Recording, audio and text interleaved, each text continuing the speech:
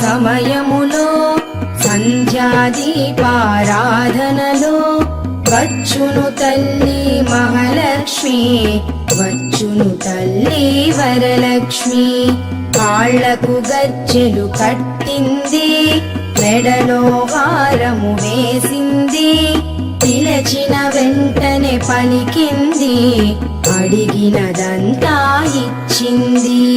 సాయంకాల సమయములో సంధ్యాదీపారాధనలో వచ్చును తల్లి మహాలక్ష్మి, వచ్చును తల్లి వరలక్ష్మి.